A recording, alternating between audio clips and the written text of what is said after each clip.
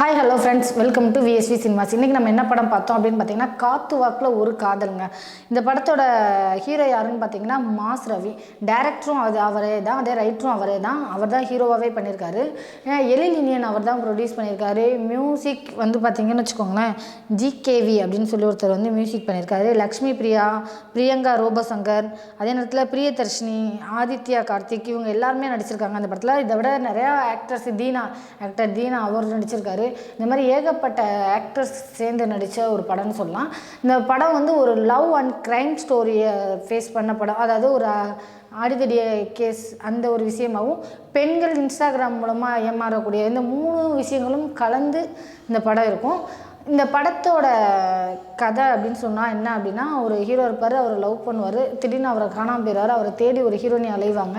அந்த பக்கம் பார்த்தா அதே மாதிரி ஒருத்தர் இருப்பார். அவர் வந்து பார்த்திங்கன்னா, எனக்கு காதலே பிடிக்காது, காதலை பிரித்து விட்றதான் என் வேலை அப்படின்னு இருப்பார்.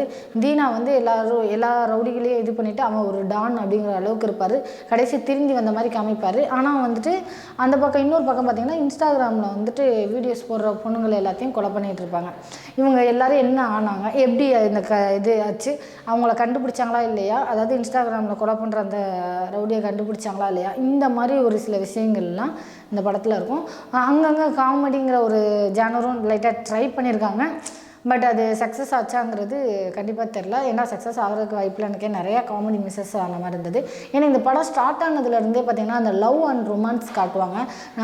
வாழ்ந்தவங்க கூட தான் அந்த ஒரு தலை காதல் அந்த மாதிரி ஒரு சில விஷயங்கள்லாம் காட்டுவாங்க. நம்ம 70s 80s லவ்லாம் இருக்குல்ல, அந்த ஒரு ஃபீல் தான் எனக்கு கொடுத்தது. அதுவுமே வந்து எனக்கு ஃபுல்ஃபில் ஆச்சா அப்படின்னு கேட்டால் கண்டிப்பாக இல்லை. ஏன்னா ஸ்டார்டிங் ஆரம்பிக்கும் போதே அந்த லவ் சீன், லவ் போர்ஷன் அந்த மாதிரியே நீங்கள் காட்டுவீங்க. நம்மளுக்கு வந்து ஒரு மாதிரியாக இருக்கும். என்ன அப்படின்னா, ஒரு ஃபுல்ஃபெக்ஸ்டாக இருந்த மாதிரி தெரில. இடையில வந்து வேறு ஒரு சீன் ஒன்று வரும். இடையில பார்த்திங்கன்னா சம்மந்தமே இல்லாமல் இங்கே ஒரு லவ் போர்ஷன் ரொம்ப சீரியஸு, வாழ்ந்தா அவங்க கூட தான், இல்லைன்னா நான் பரலோகம் போயிடுவேன் அப்படிங்கிற மாதிரிலாம் டைலாக்லாம் இருக்கும்ல, அந்த மாதிரி தான். முக்கியமாக டைலாக்கு எனக்கு என்னென்னா, நீங்கள் ஒரு டைரக்ஷன் பண்ணுறீங்கன்னா ஓகே, ஒன்று டைரக்ஷன் பண்ணுங்கள், இல்லை ஆக்ட் பண்ணுங்கள். டைரக்ஷன், ஆக்டிங்கு அண்ட் ரைட்டிங் அப்படிங்கிறது தேவையில்லையோன்னு தோணுச்சு. ஏன்னா டைலாக் ரைட்டில் சுத்தமாக செட் ஆகலை. என்னடா அது டைலாக் அப்படிங்கிற மாதிரி தான் தோணுச்சு. அந்த லவ் போர்ஷனில் இருக்கக்கூடிய டைலாக் கூட நம்மளால் அக்செப்ட் பண்ணிக்க முடியல.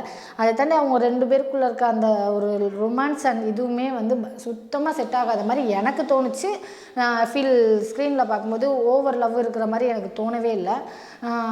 ஒரு இதுவாகவே இருந்தது. திடீர்னு பார்த்திங்கன்னா லவ் போயிட்டு இருக்கும்போதே நீ தான் என் உலகம், நீ தான் என் உலகம்பாங்க. இந்த காலத்தில் அதெல்லாம் நம்புகிற மாதிரியா இருக்குது அப்படிங்கிற மாதிரி நம்மளுக்கு தோணும். அங்கிட்டு போயிட்டு இருக்கும்போது இந்த பக்கம் திரும்பி பார்த்தா ரவுடிஸ்லாம், அதில் ஒரு 4-5 ரவுடிகள் காமிப்பாங்க. பட்ஜெட் படங்கிறது அந்த சீன்லலாம் தெளிவாக தெரியும். இந்த ரவுடிஸை காட்டுற விதமாக இருக்கட்டும், சுத்தமாக பட்ஜெட்டே இல்லாமல் எடுத்திருக்காங்களோ அப்படிங்கிற அளவுக்கு நம்மளுக்குள்ள ஒரு ஃபீல் வரும்ல, அந்த மாதிரி ஒரு ஃபீல் இருக்கும். மாலை போடுற சீன்லலாம் பார்த்திங்கன்னா ஒரு நிறையா உங்களுக்கு மிஸ்டேக்ஸ் நீங்கள் கண்டுபிடிக்கலாம். அந்த படத்தில் கண்டினியூட்டி மிஸ்டேக் மட்டும் இல்லை, லாஜிக் மிஸ்டேக்லேருந்து ஏகப்பட்ட மிஸ்டேக்ஸ் இருக்கிற மாதிரி எனக்குள்ள ஒரு ஃபீல் இருந்தது. அட்லீஸ்ட் நீங்கள் உங்களுக்கு கதை ஃபேஸ்டாக இருந்தாலும் டைலாக் தான் வந்து ஒரு படத்தை பெரிய ஹைலைட்டாக தூக்கி கொடுக்குறது. அது இந்த படத்தில் பயங்கர மிஸ்ஸிங்கோ அப்படிங்கிற மாதிரி எனக்குள்ளே தோணுச்சு.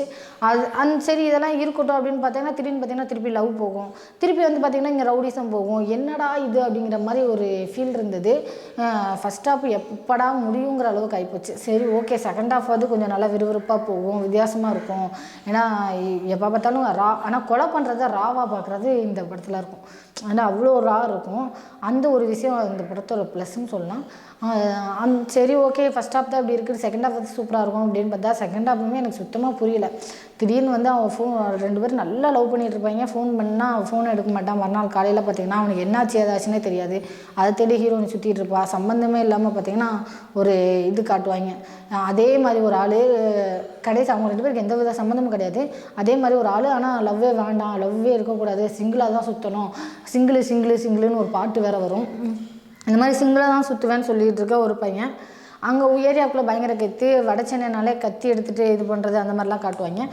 அதெல்லாம் வேண்டாம், நீங்கள் படித்து பெரிய ஆள் ஆகணும் அப்படிம்பாரு. ஆனால் அவரே வந்து நிறையா ஃபைட் பண்ணிட்டு சண்டை போட்டுட்டு இருப்பார். இந்த மாதிரி காட்டிகிட்டு இருப்பாங்க. இதில் இந்த பொண்ணு வர ட்ராக் வரும். சரி ஓகே, அதை இது பண்ணிங்களேன். அந்த ஆக்சுவலி மாஸ் வந்து கொஞ்சம் கொஞ்சம் ரவுடிசமான கலந்த விஷயங்கள்லாம் வந்து ஹீரோவுக்கு செட் ஆன மாதிரி இருந்தது. எனக்கு அந்த ஆப்போசிட்டில் இருக்கிற அந்த அதாவது ரொமான்ஸ் பண்ணுற மாதிரி காட்டின அந்த ஹீரோவை நீங்கள் வேறு யாரையாவது போட்டுட்டு ஏதோ அண்ணன் தம்பி அப்படி மாதிரியாவது காமிச்சிருக்கலாமோ அப்படிங்கிற மாதிரிலாம் தோணுச்சு. ஏன்னா அந்த ரொமான்ஸ் சுத்தமாக செட் ஆகலை.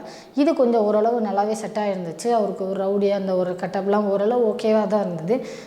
அந்த மாதிரி ஒரு ஜிம் வச்சுட்டு நடத்திட்டு இருக்க ஒருத்தராக இருப்பார்.